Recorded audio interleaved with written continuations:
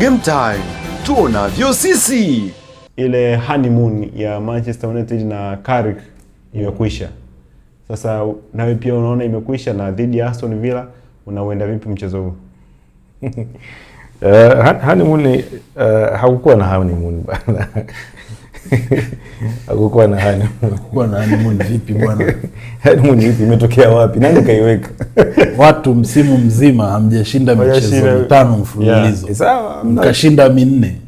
That's honeymoon. Honeymoon bwana.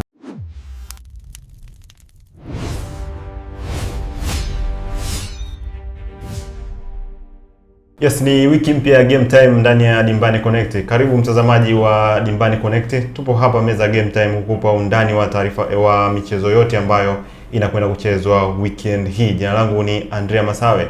Nipo na Skill Sensei pamoja na Mswahili Masud. Tupo hapa kwa ajili ya kukupa yale yote ambayo yanaenda kujiri weekend hii kwenye ligi mbalimbali barani Ulaya.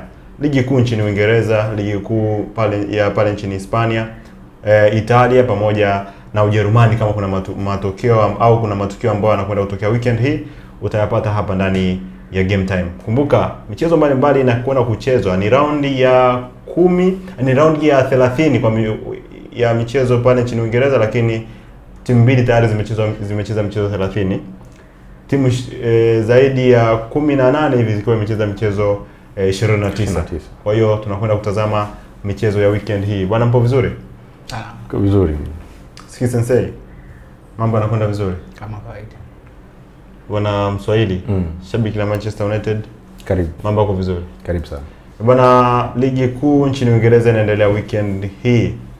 Arsenal wapo uwanjani dhidi ya Everton, moja kati ya mechi ambayo ni ngumu kwa Arteta kwa sababu yupo kwenye mbio za ubingwa, lakini anakutana na timu nzito, timu ngumu ambayo ni ngumu kufungika, ni ngumu pia kuruhusu magoli. Tunawajua Everton walivyo, hasa wakicheza na hizi timu kubwa. Manchester United, Liverpool wanamsumbua sana Manchester United, lakini Chelsea kidogo tunakuwa tunampa shida kidogo, lakini sijui kwa Arsenal weekend hii itakuwa vipi. Arsenal dhidi ya Everton, Arteta unadhani aende na mbinu gani kurahisisha game hii dhidi ya Everton? Arsenal na Everton haijawahi kuwa game rahisi kwa pande zote mbili.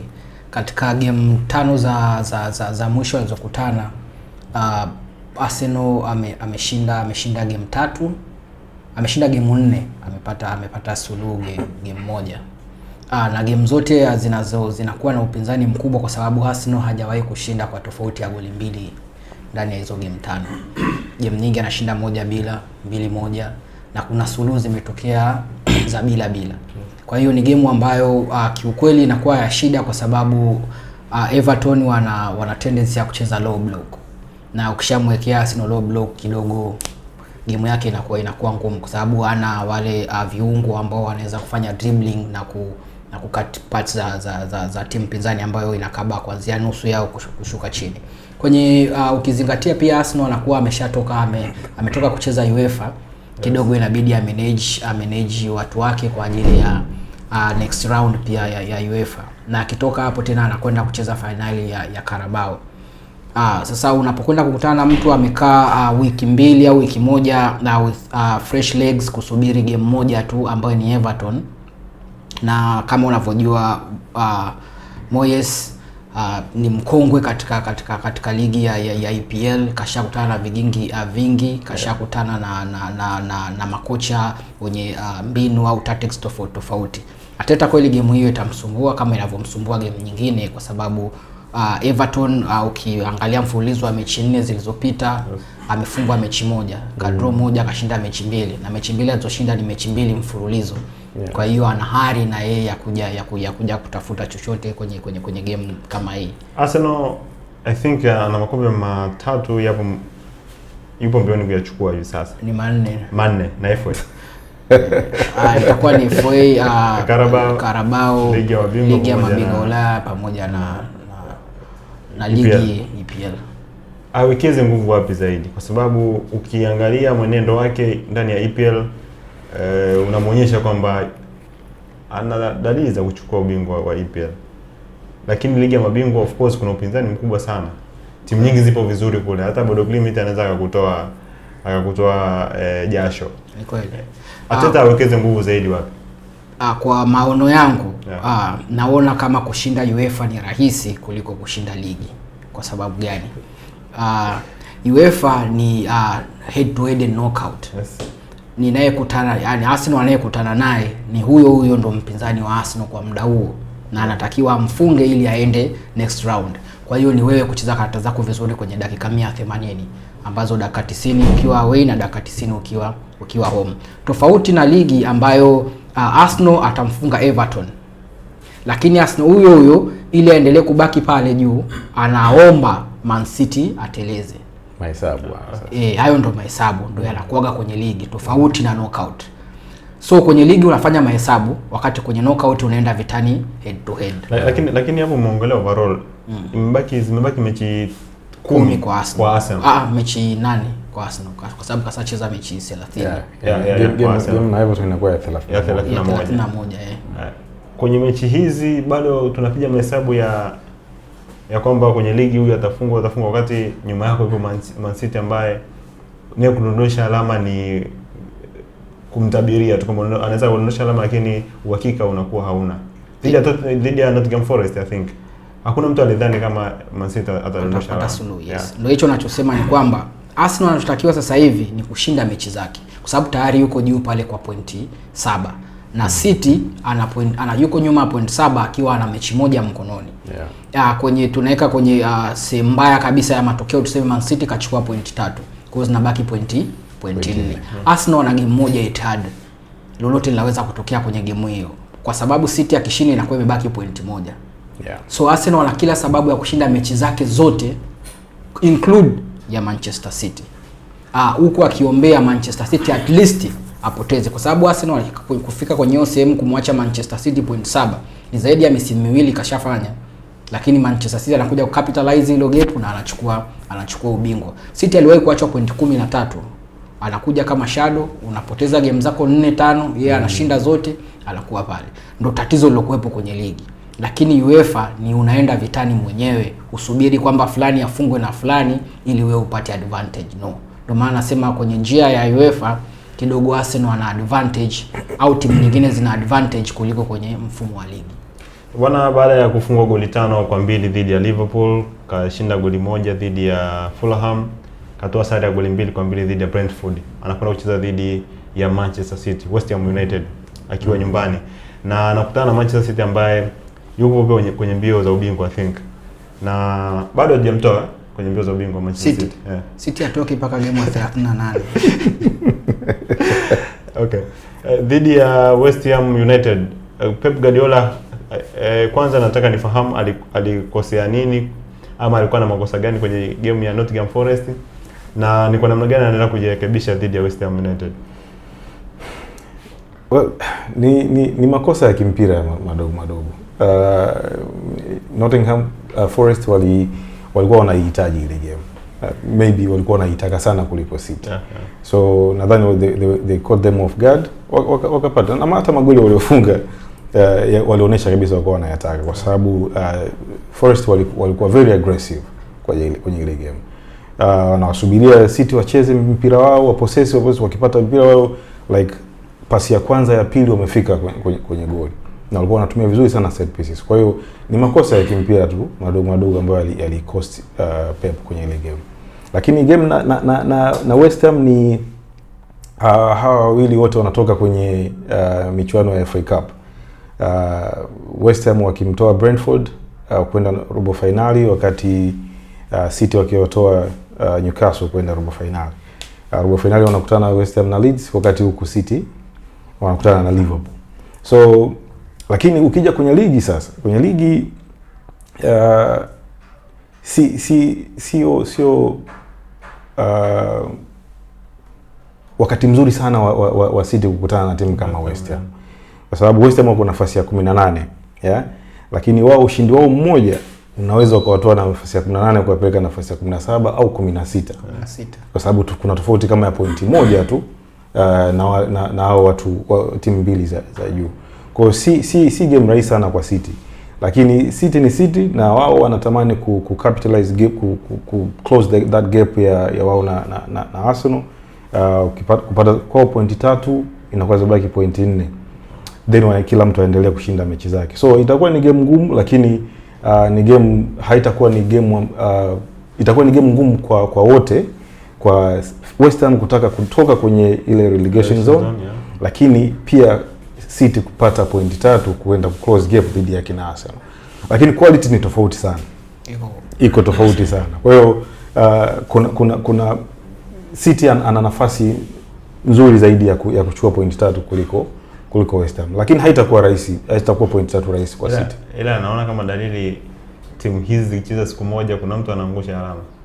Timu zipi na zipi? Yaani Arsenal, Man City wakicheza siku moja kuna mmoja anaangusha alama. Sasa sijajua weekend hii. Kwanza kama wanacheza time moja inakuwa ni wanacheza time moja. Kama ni time tofauti na kama anaanza ni Arsenal, anafuata City.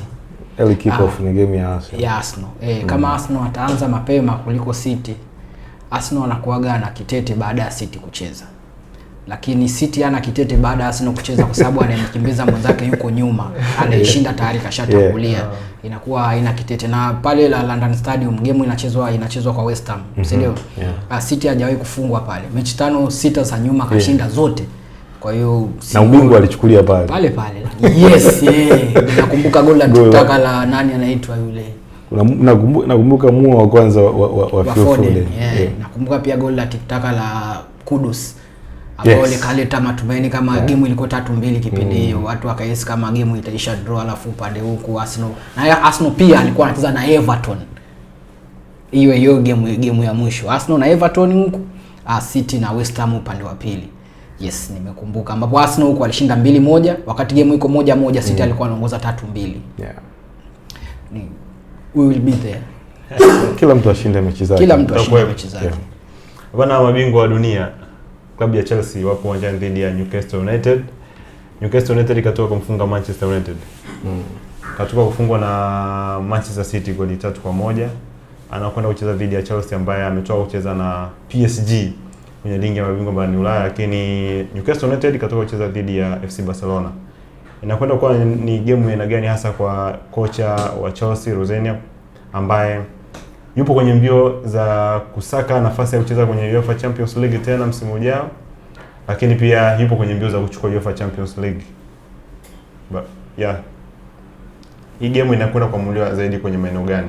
Ukitazama kikosi cha Chelsea, wachezaji wengi wa Chelsea wanakuwa I think sijui ni utoto, lakini wanakuwa wana maamuzi kwenye eneo la mwisho. Wanakuwa wanacheza vizuri, lakini wakifika kwenye eneo la mwisho wanakuwa na maamuzi ambayo kwa namna moja ama nyingine yanawafanya wanaondoka bila ushindi, ama wanafanya attempt ambazo haziwapi magoli. Kipi ambacho kimepungua kwenye safu ya ushambuliaji ya Chelsea, lakini Rosenior aongeze nini kwenye kocha Chelsea ili aweze kuibuka na ushindi dhidi ya Newcastle United? Kwanza tukiangalia wakufunzi wa hizo timu mbili, Rosenior na Eddie Howe. Mimi kwa upande wangu naona Eddie Howe ana experience kubwa ya ukocha kuliko Rosenior. Ukiangalia katika stage ambazo amezifundisha Rosenior, alafu ukiangalia na stage ambazo amepita Eddie Howe. Eddie Howe alianza pale Uingereza kuanzia kwa Bournemouth mpaka mwisho wa siku akaja kafika Newcastle United. Na Newcastle United aliinvest like miaka miwili nyuma ya EPL, na kama unavyojua bila investment EPL ni ngumu kutoboa. Ni mtu ambaye ana mpira mzuri Eddie Howe, kuanzia alivyokuepo Bournemouth. Ni mtu ambaye mpira kucheza kwake unaanzia kwenye kiungo, ambapo sasa hivi amempoteza mtu kama Bruno Guimaraes ambaye ni majeruhi. Sasa hivi Tonali sometimes anamwanzisha paka Willock. Hata juzi kwenye game ya FA alimpumzisha Joelinton, akampumzisha Wissa, akampumzisha Gordon.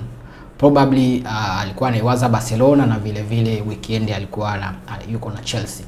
Kwa ni game ambayo ukitazama kwa juu unaweza ukahisi kama Chelsea atakwenda kudominate hiyo game kulingana na jinsi anavyopishana na viungo wenye kasi na wenye nguvu katikati. Tukimzungumzia Enzo, tukimzungumzia Caicedo, Dos Santos mdogo ambaye ana speed sana katikati pale. Sometimes Rosini anaweza kumuintroduce pia Reece James katikati, upande wa kulia akacheza Gusto. Juu tunamzungumzia striker ambaye yuko kwenye form dunia nzima sasa hivi, Joao Pedro ambao anafunga for fun. So ni game ambayo kila mtu atakuwa anahitaji pointi. Mpishano utakuwa mzuri na mpishano huo utaanzia katikati, kwa sababu Chelsea ana weakness kuanzia kwenye flanks. Kama Trippier na Hull watatumia hizo flanks kwenye kuleta matatizo upande wa Chelsea, zitawasaidia, kwa sababu tunaona mistake nyingi za Chelsea zinafanyika kwenye kukaba winga. Ndio maana unaona cross nyingi zikiingia kwenye penalty box la Chelsea, kuna kashikashi zaidi, tofauti na timu kama Newcastle wamesha master upande wa kushoto na upande wa kulia. Na ndio maana sometimes unakuta anaanza Gordons, anaanza Barnes, leo anaweza akaanza Elanga, kesho kutwa akaanza Murphy, lakini upande ule yani flank zote zinakuwa zinafanya kazi salama. Pedro na Delap wanatosha ndani ya Chelsea. Pedro anatosha. Delap kuwa backup, anastahili kuwa backup.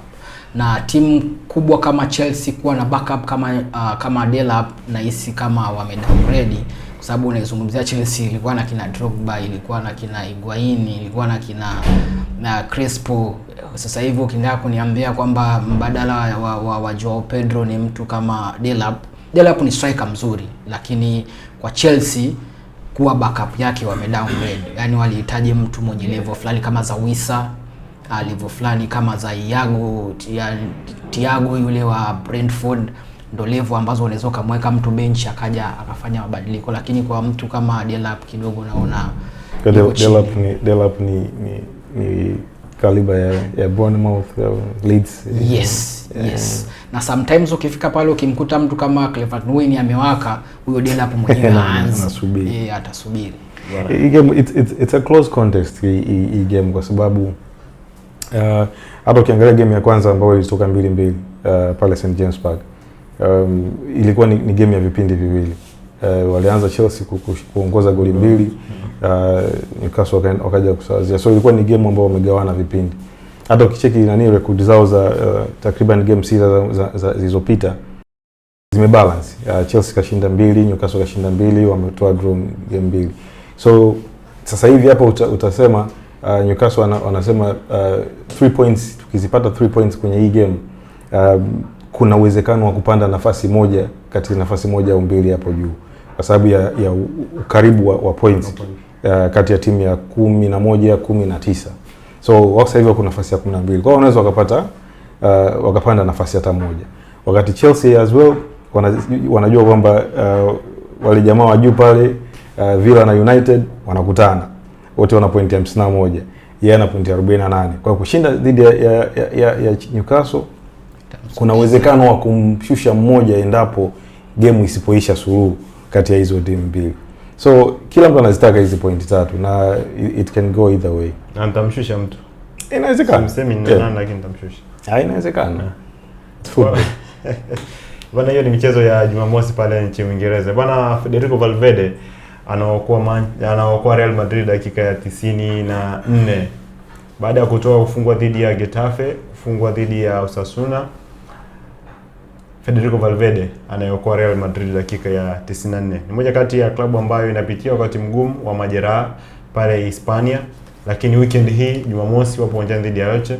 Moja kati ya mchezo ambao kwa Real Madrid ni mchezo wa muhimu sana, kwa sababu wapo kwenye mbio za ubingwa, lakini ndani ya kikosi cha Real Madrid kuna changamoto ya majeraha, lakini pia kuna adhabu mbalimbali ambazo wachezaji wamepewa dhidi ya game hii ya Jumamosi. Unamuona Real Madrid akibuka na ushindi? Kwa game kati ya Madrid na Elche kwanza katika mechi 10 hajashinda mechi hata moja na ana draw 3 kwenye mechi 10. Kwa ni moja kati ya timu ambazo zina form mbovu kuliko nyingine hapo La Liga. Yes. Lakini pia ukiwagusa Madrid wana shida kwenye kufunga. Kitu ambacho kwa mtu ambaye anaangalia football kila siku au kwa watu walikuwa nje ya football ni ngumu kuwa convince kwa striking force uliokuwa nayo kuanzia midfielder paka juu kuwa una struggle kufunga kuanzia kwa Valverde paka kwa Mbappe, japokuwa Mbappe ana majeruhi sasa hivi, lakini kwa Madrid ile kushindwa kufunga tena magoli mengi kidogo inaleta ukakasi, kwa sababu shida wanaweza kuiona kwamba Madrid hakabi vizuri, lakini kumbuka ukikaa na mpira vizuri, hiyo ni njia nyingine ya kudefend. Yani jinsi unavyopossess mpira mara nyingi ndio jinsi unavyomsababisha mpinzani ashindwe kukushambulia mara nyingi. Kitu Madrid kwenye individual talent unaona wanaweza kukifanya hivyo. Kwa hiyo labda shida ni nani? Tunaweza tukarudi nyuma tukajua kwamba labda shida ni nani Arbeloa. Jinsi gani anazintroduce zile mbinu zake na execution ya mbinu zake pia inawezekana ni tatizo, kwa sababu leo anaweza akamwanzisha katikati yuko kama Venga, kesho kuto utamwona anamwanzisha Tuchumeni. Kwa hiyo ni jinsi ya kureshuffle kikosi kila siku ili aweze kupata ile cream, ndo kidogo inaleta changamoto. Lakini mbele ya Elche mimi naona kama Madrid atachukua point kirahisi, kwa sababu ukishakuwa Bernabeu na tayari wewe mwenyewe una confidence, una game kibao umefungwa, so na Real anahitaji ushindi kwa kiasi kikubwa sana. Ndio, kwa sababu Barcelona achekeshi, yani yoyote anayekuja katikati anajua anakwenda kukutana na fliki wa kiasi gani sasa hizi. Yes, na hata ushindi wa goli moja weekend iliyopita I think ulikuwa kidogo watu hawajaamini FC Barcelona ushinda goli moja kwa 0 dhidi ya Atletico Bilbao, kwa sababu Flick anakupiga kweli kweli katika viwanja vigumu kushinda kwenye ligi ya Spain. Kimoja cha Atletico Bilbao pale kupata matokeo lazima ufanye kazi kweli. Waulize Atletico Madrid, waulize Sevilla, yani waulize wale wa vigogo, muulize Madrid mwenyewe, kupata matokeo kwenye uwanja wa Atletico Bilbao ni kazi. Kwa hiyo Barcelona maturity ya kocha wachezaji pia kujitoa mpaka mwisho, kwa sababu goli alofunga sio goli la tuseme timu nzima, ilikuwa ni individual brilliance. Madueke afunge hata pia Neto itamchukua muda mrefu sana kufanya maamuzi kama yale. Sawa. Bwana, baada ya derby de la Madonnina Inter Milan kupoteza kwa goli moja kwa 0, yupo uwanjani dhidi ya Atalanta. Moja kati ya mchezo I think ni mchezo ambao kwa Inter Milan anauendea kama ni moja kati ya njia yake ya kwenda kuchukua ubingwa pale Italia. Yes. Nafasi ya Atalanta kuzinduka mbele ya Inter Milan, kwa sababu Inter Milan hana mwendelezo mzuri sana ambao anao kwenye mchezo yake ambao amecheza hivi karibuni. Ni timu ambayo ukiangalia unaweza kupata chochote kitu. Atalanta ikikaza uone akiondoka na alama. Inter anaongoza ligi. Tena kwa tofauti ya point 7. Sawa? Hiyo inaweza kukuambia kitu. Sawa. Kupoteza dhidi ya AC Milan ni part of the game, yeah. Sometimes unapoteza, sometimes unashinda, ndio. Lakini Inter wako strong, wako pale kwa sababu wako strong kuliko the rest ya team, na wamefanya vizuri zaidi kuliko wengine, ndio maana wako hapo na gap lipo. Sasa kwa hiyo dhidi ya Atalanta, Inter kwenye game 6 zilizopita Inter wana rekodi ya 100 dhidi ya Atalanta. Katika game 6 zilizopita Atalanta kapigwa zote. Sawa. So wametoka kufungwa na AC Milan.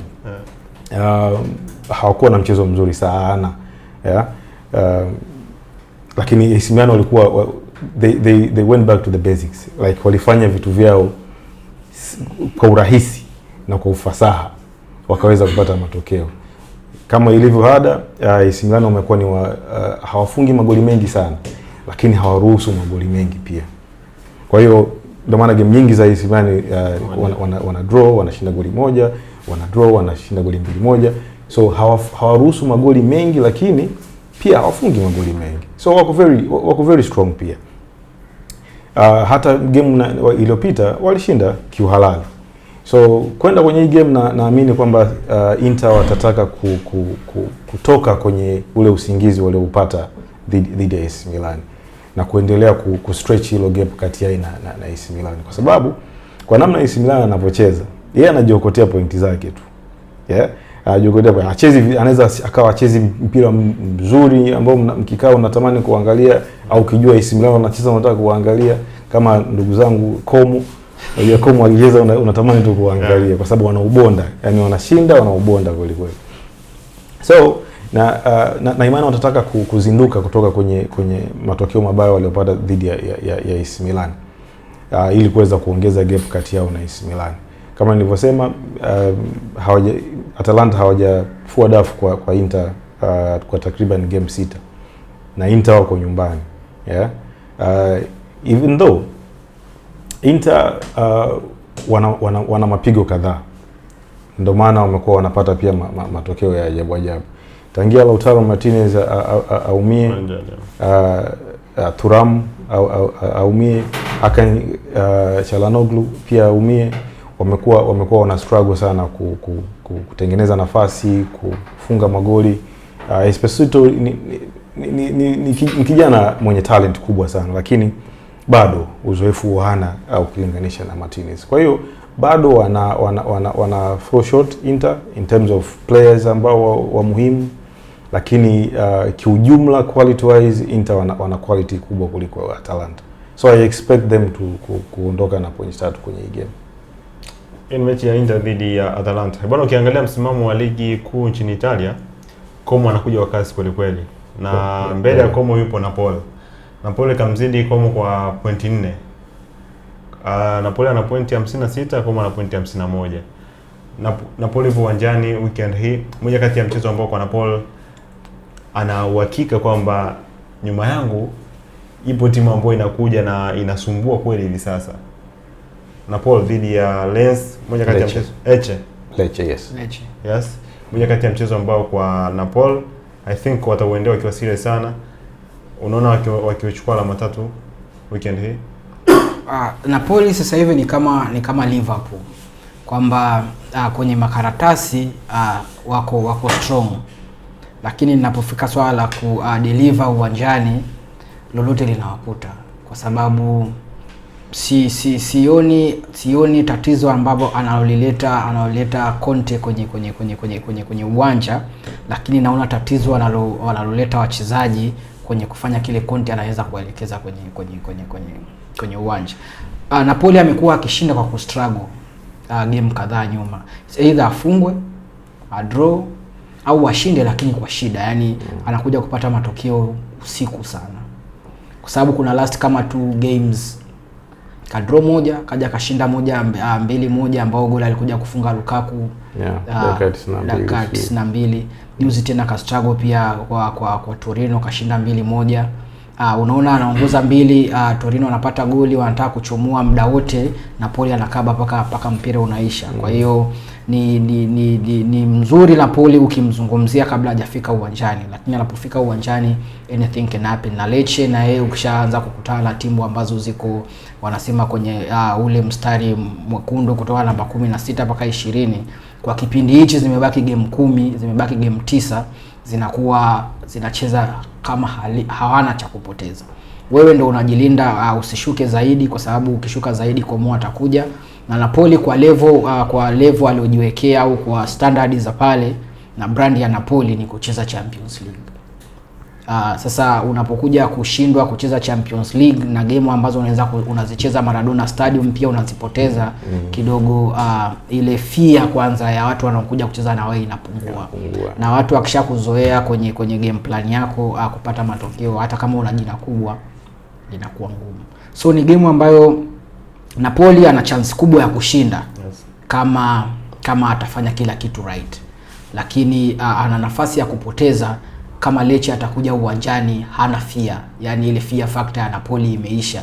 Aanze Hojlund, aanze Lukaku, hawajali. So kama Lecce atakuja uwanjani fear haipo, basi Napoli ataenda kukutana na game ngumu. Wana ligi ya pale nchini Italia inakwenda kucheza mechi ya 29. Ukiangalia msimamo jinsi ulivyo, mnamwona Como akicheza ligi ya mabingwa? Anything is possible. Kwa sababu mpaka hapo walipofika Como naweza nikathubutu kusema overachieve. Sidhani kama walitegemea watafika hapo.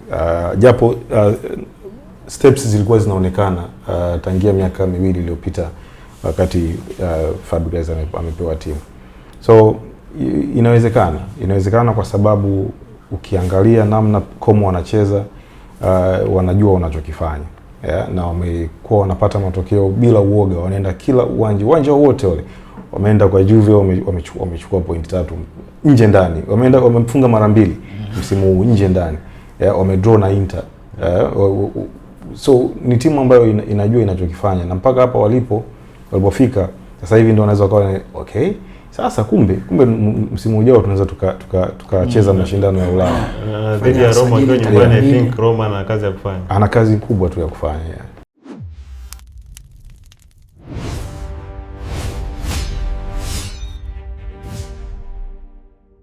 Bwana, michezo ya Jumapili tunakwenda kuitazama ndani ya Game Time ya Dimbani Connect. Nadhani umepata kitu kwenye game za Jumamosi. Mwishoni tutakupa game 5 za fedha. Kumbuka kabisa pale BetWinner wanakupatia fedha, na fedha zenyewe unazipata hapa ndani ya Game Time. Moro King mfalme shabiki wa Liverpool yupo ndani ya Game Time hivi sasa, na yupo vizuri, upo timamu kabisa. Moro King amekuja kuiongelea Liverpool.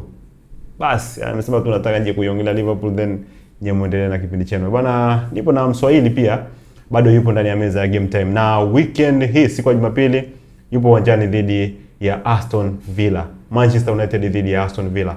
Aston Villa alipokutana na mabingwa wa dunia alifungwa goli 4-1. Anakwenda kucheza dhidi ya Manchester United. Manchester United akiwa nyumbani. Game ya mwisho kwa Manchester United kidogo alitoka kwenye ile roho yao ya kushinda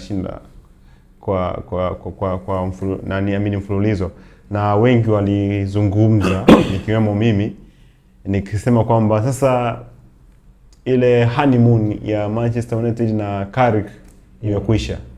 Sasa nawe pia unaona imekwisha, na dhidi ya Aston Villa unauenda vipi mchezo huu? Honeymoon hakukuwa na honeymoon bana. Hakukuwa na honeymoon vipi bwana? Honeymoon vipi, imetokea wapi? Nani kaiweka? Watu msimu mzima hamjashinda michezo 5 mfululizo. Sawa, mkashinda 4.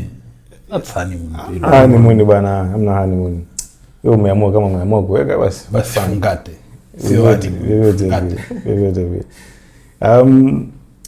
Nafasi ya 3 kwa nafasi ya 4 respectively. Timu zote zikiwa zina alama 51 zinapoenda kwenye huu mchezo. Kabla ya game ya Newcastle ilikuwa game ya iliyofanyika iliyochezwa Villa Park. United walifungwa Disemba mwaka jana. Ndio ilikuwa game ya mwisho kufungwa kabla United hawajaanza streak yao ya kushinda game kadhaa zilizofuata. So wanakuja Old Trafford. Kiuhalisia game kama 4 zilizopita ambazo moja United wamefungwa, wameshinda game 2, wamefungwa, wamedraw moja. Lakini katika hizi game 4 kulikuwa hazikuwa game nzuri kwa United. Bila kupepesa macho, that was awful display katika game zote 4. Kulikuwa kuna hakukuwa na that urgency, hakukuwa na intensity ambayo tumeizoea kuiona kote game zilizopita. Kwa hiyo ilisababisha tukawa tuna struggle kupata matokeo. Hata game tulizoshinda zilikuwa ni zile za mshike. Kama game na Fulham ilikuwa ni game ya mshike. Game na Everton the same. Kwa hiyo yakaja kujionyesha kwenye game na Newcastle.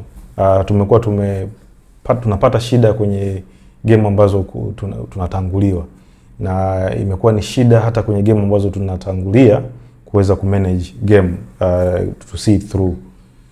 So nadhani kwa game inayokuja Villa na wenyewe hawako sawa sana, na ndio maana wako hapo, walikuwa wametuacha pointi ngapi? 12 sasa hivi tuko on the same level. Kwa hiyo si kama wako katika ubora au uliokamilika. Kwa hiyo unakuja Old Trafford, kinachotakiwa kufanyika ni United kurudisha that intensity, kurudisha ule umakini, kutokuruhusu makosa madogo kupelekea kufungwa magoli ya mapema, kwa sababu yanatuletea shida ya kuanza kutafuta magoli. Lakini ni kunamna ya kumanage hizi games ambazo na pia imekuwa shida. Tunapotangulia tunairuhusu timu ambayo inaanza kutuzoea mpaka kuanza kusawazisha na probably kupata ushindi. Kwa hiyo kama hatutaweza bounce back kutoka kwenye game ya matokeo mabaya na Newcastle na kurudisha that kind of games ambazo tumezicheza mwezi wa kwanza mpaka wa pili mwanzoni, then itakuwa ni mambo mengine tunaongea. Na tukipoteza game na Villa, nachelea kusema tunaweza ikawa shida kidogo. Tukaanza kurudi taratibu kule kwa confidence kuanza kushuka, kuanza kucheza ovyo, kelele zitakuwa nyingi, so it's upon the players sasa hivi kusema to turn around things na kuweza kupata matokeo ya dhidi ya Aston Villa Jumapili. Na nikukumbushe tu, una alama 51. Sahihi. Chelsea na alama 48. Kabisa. Nikishinda weekend hii, ukipoteza naingia kwenye top 4. Kama ukishinda. Yes. Na magoli mengi. Kama ukishinda lakini. Yes. Naweza ngakubali hivyo. Nakubaliana na skills kwamba, because from your points ni kwamba nakubaliana na skills kwamba Manchester United hakukuwa na mabadiliko, ni confidence based results. No. Bado sikubaliani na skills. Okay. Na niliweza kumwambia sababu. Kwa sababu I think katika mechi 5 za kila mmoja Manchester United ameshinda 3, amepoteza 1 na amedraw 1 katika mechi 5 last streak. Aston Villa katika mechi 5 ameshinda 1 tu, amedraw 2, amepoteza 2. Katika mechi 10 ambazo Aston Villa na Manchester United wamekutana, last 10 games Manchester United ameshinda 5, Aston Villa ameshinda 2, wamedraw 3. Kwa hiyo on paper everything screams kwamba Manchester United atashinda dhidi ya Aston Villa, but unfortunately football doesn't work that way. Na ukijaribu kutazama ni kwamba mimi naamini nafasi ambayo Aston Villa yupo ni nafasi ya either Manchester United, Chelsea au Liverpool, kwa sababu quality wise Aston Villa hit the ceiling. Nilisema the other day kwamba mara ya mwisho Aston Villa kuongeza points kutoka hizi points alizonazo sasa hivi ni points 3 tu, 3 au 5 zimeongezeka tangu akiwa amemzidi Manchester United point 12 mpaka sasa hivi. Manchester United has caught up with Aston Villa. So I think race kubwa sasa hivi ni Unai Emery kuhakikisha kwamba hata hiki kidogo ambacho anacho asikipoteze. Lakini on the other hand, Manchester United the confidence is back. Pamoja na unajua game hizi kupoteza sometimes zinakuwa kama booster. Zinakufanya uone kwamba okay, I might not be as good as I thought. Unajua. So it's going to be a quite interesting game because Unai Emery anataka kile ambacho amekishikilia asikipoteze. Lakini on the other hand, nafikiri Manchester United wanakuja, uliona jinsi walivyocheza na Crystal Palace, walifungwa, walibounce back na wakaongoza, baadaye game imeisha, wameshinda. So kazi ni kubwa sana kwa Aston Villa na Manchester United. Yes, hiyo ni Aston Villa dhidi ya Manchester United. Manchester United ikiwa nyumbani. Bwana, Liverpool tunasema ina gundu ama inapitia wakati mgumu. Inapitia wakati mgumu ikicheza na timu ambazo zipo kwenye nafasi ya kushuka daraja. Mcheza dhidi ya Wolves wakawapa tabu, lakini Tottenham Hotspur kama ujui nikwambie yupo kwenye nafasi ya kushuka daraja. Endapo West Ham United akipata alama weekend hii na ukamfunga Tottenham Hotspur, basi Tottenham Hotspur atakuwa kwenye nafasi kabisa ya kushuka daraja endapo ligi ikiisha weekend hii na matokeo yakiwa hivyo. Sasa Liverpool wanaenda kukutana na ugumu gani dhidi ya Tottenham Hotspur, ukizingatia Tottenham Hotspur yupo kwenye sehemu ya kujikwamua wasishuke daraja. Kumbuka Tottenham pia yupo kwenye ligi kwa misimu kadhaa ambayo kwa namna moja ama nyingine tulitegemea awe mpinzani mzuri sana kwenye top 4, top 6 kwenye ligi mbalimbali kubwa Ulaya, alikuwa anashiriki kwa kiasi fulani. Msimu huu imekuwa tofauti. Nadhani wamewekeza nguvu kuhakikisha wanabaki ndani ya ligi. Well, kwa wale wasiofahamu, tangu kuanza kwa mabadiliko ama maboresho ya Premier League ambayo ndio iko sasa hivi mwaka 1992-93, tumekuwa na kitu tunaita Big Four, ambapo Big Four ilikuwa ni Manchester United, Arsenal, Liverpool, Chelsea alikuja baadaye, baada ya kuchukua kikombe chake cha kwanza I think mwaka 2005 kama sikosei, kipindi cha Jose. And tumekuwa na hiyo notion ya Big Four for a very long time. Baadaye akaongezeka Man City, baadaye akaongezeka Spurs, and Big Four ikabadilika ikawa Big Six. Spurs is the reason right now tuna Big Six. Lakini seeing Spurs, kumwona Spurs huu ni mwezi wa 3 wa mwaka 2026. It is the same number of months ambao Spurs hajashinda mchezo. Kwa kifupi ni kwamba Spurs hajashinda mchezo wowote wa Premier League kwa mwaka 2026. Kwa hiyo Spurs ana nafasi either ya kuhakikisha kwamba dhidi ya Liverpool huu ndio utakuwa ushindi wake wa kwanza wa 2026 na kujikomboa kutoka katika relegation zone, kwa sababu West Ham akishinda, Wolves tunamuona. Nilikuwa namwambia Yuzo siku moja kwamba what if Wolves does the thing ya kushinda hapo na kujikuta hawashuki daraja. Usingeweza kunishawishi miezi mitatu kwamba Wolves angekuwa ameshinda michezo mitatu 2026, alafu Spurs ambaye tunamuona ana sajili nzuri, ana everything at his at their disposal rather, hajashinda mchezo hata mmoja. Lakini back to the game, Spurs sio an easy opponent kwa Liverpool. Msimu uliopita Liverpool tulikuwa tunahitaji ushindi mmoja tu ili tuchukue ubingwa, na guess what, tulichukua ubingwa kwenye mikono ya Spurs kwa sababu tuliwafunga goli 5, nakumbuka kama sio 5 ilikuwa 5-2, ambapo ndo game ambayo tulichukulia ubingwa hapo. So sio opponent mrahisi. I sympathize with Spurs, nawaonea huruma kwa sababu they have everything. Wana wachezaji wazuri, wana kila kitu kizuri ambacho perhaps Burnley, Wolves, Leeds hawana hiyo. Unajua wako kwenye Champions League na majeruhi wazuri for that matter. And the issue is how, ni kwa namna gani Ancelotti anaenda kuapproach hii game, kwa sababu Ancelotti amekuwa na matokeo ambayo most of the time nasema ni matokeo ya kupanda na kushuka.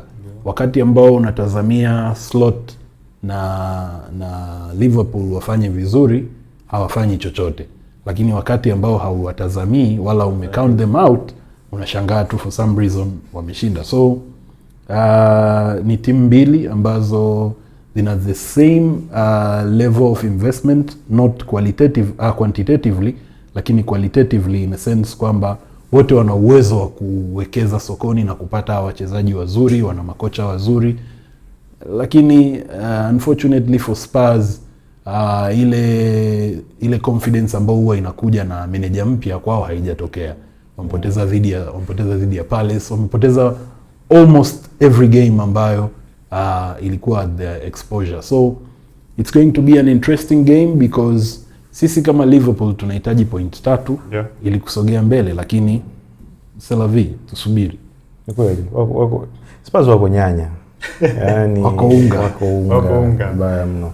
I'm sure Liverpool watakuwa wanatamani sana kutofanya makosa kwenye hii ya kupoteza, kudondosha point ya aina yoyote, iwe draw ama kufungwa. Yaani sio nzuri kwao kwa namna Spurs wanavyocheza sasa hivi, hali yao ilivyo. Kwa hiyo na wao na Liverpool sasa hivi wana point 48, si ndio? Sawa na Chelsea. Juu pale United na Villa 51. Kwa hiyo na yeye anajua kabisa nikichukua point zangu 3 hapa kuna uwezekano mkubwa wa kupanda nafasi hata moja pale juu. Kwa mfano sasa Chelsea adondoshe alama, yeye amfunge Spurs, yoyote kati ya pale juu afungwe, unaweza kaenda kuangaliana nani ana uwiano mzuri wa magoli.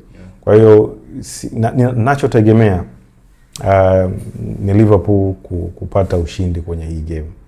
Wakishindwa kupata ushindi, labda ndo itakuwa siku ya Spurs ugali lao kukata kona. Tusubiri kuona. Yaani maiti inapiga chafya ukiwa umeshika wewe. Bana. Hatari sana. Unajua hizi. Zinatokea. Bwana Sevilla mechi ya kwanza kabisa ya La Liga, round ya kwanza wakiwa na FC Barcelona walimpiga goli 4-1. Sasa mechi ya mwisho ya Sevilla dhidi ya FC Barcelona, Sevilla alishinda goli 4-1. Anakwenda kucheza dhidi ya FC Barcelona weekend hii. Wakiwa wamekutana mara 43, wanaenda kukutana mara 44. FC Barcelona akiibuka na ushindi mara 31 wakitoa sare 7, lakini Sevilla ameibuka na ushindi kwenye mchezo 5 pekee. Dhidi ya Sevilla, FC Barcelona ambaye ukienda vibaya hivi sasa kikosi kimekamilika. Gavi naye karudi kikosini pale. Lamine Yamal ipo fit, Rafinha ipo fit. Dhidi ya Sevilla, Barcelona ikiwa nyumbani. Game inakwenda kuwa ya aina gani kwa Flick? Anakwenda pia kusimika magoli. Basa their groove sasa hivi. Yaani kama nani alikuwa anasema White, yeye anakuambia wanacheza kama mabingwa. Tu kama Bruce Lee. So that's Barca. The confidence is very high. Lamine yuko kwenye form ya hali ya juu sana. Dakika za jioni. It's crazy. Yeah, that kid. So kwa quality sio swala hata la kupigizana kelele. Barca wana quality ya hali ya juu. Kwenye pitch pia ni miles apart. Barca wana uwezo mkubwa sana wa kucheza kuliko Sevilla. So sioni usumbufu wote utakaopata, na hisi itakuwa ni game ya goli nyingi. Sijasema basi watafunga goli nyingi, ila nahisi kuna mtu atakula goli nyingi. Huyo mtu sio Barca. Wakiendelea kutaka kuweka pressure kati yake na hasimu wake. How many points right now? 4. Tofauti ya point. Yeah, tofauti ya Barca na Real Madrid. How many points? Point 4. Point 4. Crazy. Yeah. So kushinda kwao wataendelea kujisimika pale juu kwa tofauti hiyo, wakitegemea vyovyote kilichotokea kwa wenzao, lakini wao waendelee kushinda game zao. So ni game ambayo haitakuwa rahisi kwa Sevilla. Na naona Barca kwenda kuchukua point 3. Moroking, Lazio na AC Milan. Derby della Madonnina ilikuwa salama sana kwa AC Milan.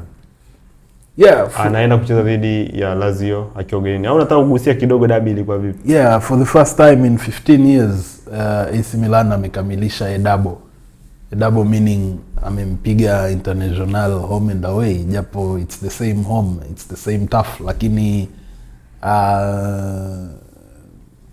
hakuna raha kubwa kama kumfunga mpinzani wako, tena mpinzani wako wa jadi. I understand. Na watu wengi hatukutegemea kwamba AC Milan anaweza kumfunga International kwa sababu tofauti yao ilikuwa point 10. You can't tell nothing someone ambaye amekuzidi point 10, unajua. Lakini that's football and that's the beauty of it. Lakini AC Milan dhidi ya Lazio, I think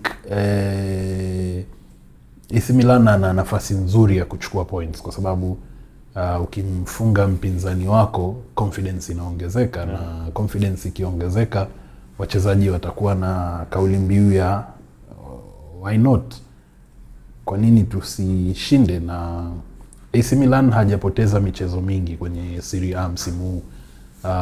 Changamoto yake ni sare. Nadhani kuna wakati AC Milan alikuwa anataka kutengeneza kabati, kwa hiyo alikuwa na draw kama zote. And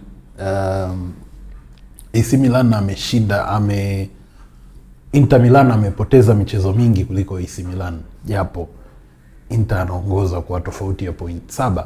And Lazio on the other hand si wapi nafasi sana ya kushinda dhidi ya AC Milan kwa sababu AC Milan wana vitu vingi ambavyo Lazio hawana. AC Milan wanafikiri kwamba this is their time kushiriki michuano ya Ulaya kwa sababu msimu huu hawapo kwenye michuano ya Ulaya kabisa. Na kitu pekee ambacho wanakiangalia sasa hivi ni either kushinda Serie A au kushinda Serie A pamoja na kuwepo kwenye michuano ya Ulaya. So ni swala la muda tu, let's see what football will take us. Bwana, kwenye mbio za kushiriki ligi ya mabingwa barani Ulaya ama michuano ya Ulaya yupo bwana Como. Timu yako hiyo ipo dhidi ya Roma. Ulianza kuiongelea kidogo nikaukatisha ama nataka uimalizie game ya Como dhidi ya AS Roma. Moja kati ya mchezo ambao kwa Como I think wanaenda kutazama kama daraja la wao kuenda kwenye michuano hii ya Ulaya. Kila mchezo hivi sasa nadhani Como wakiuendea wanaendea wakiwa na lengo la kuchukua alama. So Como na AS Roma ni kama United na Villa. Wote wana point 51. Points, point 51. Como hawajamfunga AS Roma kwa takriban miaka 2. Ushindi wao wa mwisho ulikuwa ni Disemba 2024. Mpaka leo hawajawafunga AS Roma. Na wamefungwa almost game 3 out of 5 na AS Roma. So nadhani watataka kwa namna, kwa hali iliyopo sasa hivi, kwa namna kiwango cha Como walichonacho, namna wanavyocheza, na imani watakuwa wanaamini kwamba wanaweza wakafuta uteja huo. Wametoka wamewafunga Juve, wametoa draw na Juve, wamemfunga mara 2 home and away, wametoa draw na Inter. So they have that confidence kwamba we can play with anyone. Yani yoyote atakayekuja sisi tunaweza tukacheza naye. So hiyo pia inaweza ikawapelekea kuwa na confidence ya hali ya juu dhidi ya AS Roma, wakiamini kwamba wanaweza wakapata matokeo chanya kwenye hiyo game. So ni game, itakuwa ni game ngumu. It's a close contest. Na sidhani kama itakuwa kama ni game ina magoli mengi. Na kwa ninavyoona ni game ambayo inaweza ikaisha kwa wakagawana alama. Kwa sababu AS Roma pia sio wanyonge, na wao pia wanatamani kuchukua hizo pointi 3 kuendelea kujiweka katika mazingira mazuri ya wao kucheza ligi ya mabingwa Ulaya barani Ulaya msimu ujao. Kinachonifurahisha Como yupo nyumbani. Como yupo nyumbani. Como akiwa nyumbani, akiwa ugenini, they play the same. Wanacheza vile vile. Wanapenda kudominate.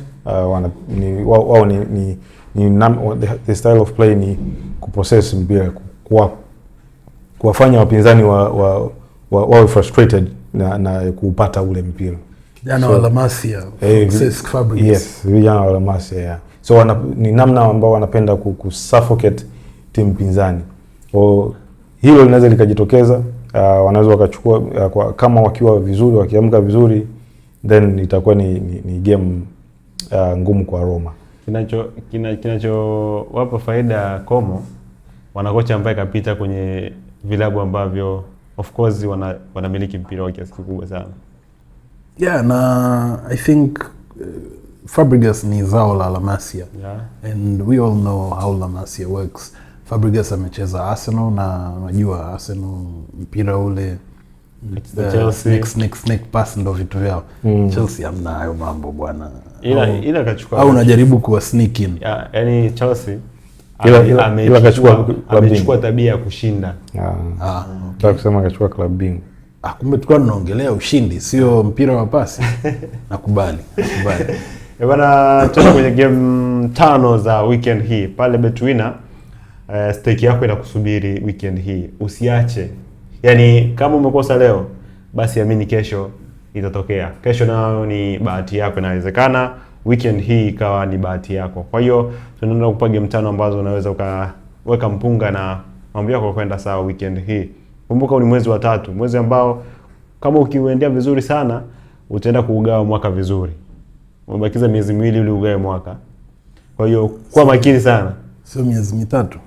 Miezi mitatu amini. Kwa hiyo kama umefikisha robo ya mwaka na hujatimiza malengo yako, basi chukua kile kidogo kitu weka Betwina pale. Chukua odds ambazo tunakupa hapo. Chelsea dhidi ya Newcastle United. Chelsea dhidi ya Newcastle United. Chelsea dhidi ya Newcastle United easily magoli mawili yanapatikana, so over 1.5. Last game ilikuwa 2-2 Yes. 2-2. Yeah, last game ilikuwa 2-2. I think both teams to score. GG. Manchester United dhidi ya Aston Villa. Both team to score lakini United win. Both teams to score, Aston Villa win. Yeah. Naogopa sana. Arsenal dhidi ya Everton. Wow. Arsenal dhidi ya Everton over 1.5. And Arsenal win. Mikel Arteta alicheza pia Everton, ya? Kwa hiyo pamoja na change of venue lakini anarudi nyumbani. Arsenal anashinda hiyo game. Game 4 nataka nimchukue Como. Anaweza katoa hela huyu jamaa. Como dhidi ya AS Roma. 1-1. Como anashinda bro. One way. Why not? Hebu tumchukue Kibonde. Tottenham Hotspur dhidi ya kuna mtu anaenda kusimamisha weekend hii. Na huyo mtu sio Liverpool bro. Unfortunately for Spurs, you're not winning this one. Liverpool anashinda. Okay bwana, mpe Como goli moja. Chelsea anashinda. Mpe Arsenal goli moja. Sio na tamaa sana. Liverpool mpe 1-1. Nimaliza? Yeah. Arsenal win. Chelsea win 1-1. Sawa. Liverpool win, Como goli moja. Unapata fedha zako pale Betwina. Ni odd chache ambazo unaweza kuweka labda 1M. Kuna watu wana robo mwaka wana bajeti kubwa na hawajatimiza malengo. Kwa hiyo unaweza ukaweka then ukaondoka na cruiser nzuri kabisa, new model. Bwana, mimi ni Andrea Masawe, alikuwa Masudi Mswahili hapa, alikuwa Moroking ndani ya Game Time. Kumbuka unaweza ukapata episode hii kupitia Dimbani Connect kwenye mitandao yetu ya kijamii, Instagram, Facebook, Twitter pamoja na TikTok. Utapata clip zote ambazo tumeziongelea hapa kuhusiana na mchezo mbalimbali hapa nchini Uingereza, La Liga pamoja na Italia weekend hii. Lakini full episode unipata kupitia YouTube channel ya Dimbani Connect. Lakini unaweza kumpata Masud Mswahili kupitia ya Masud, @Masud, yes. Instagram, Twitter. Masud Junior. Twitter?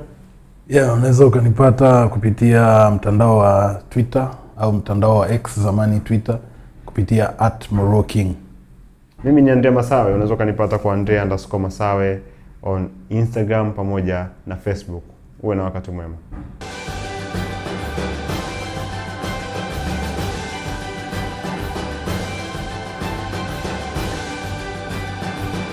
Game Time, tuonavyo sisi.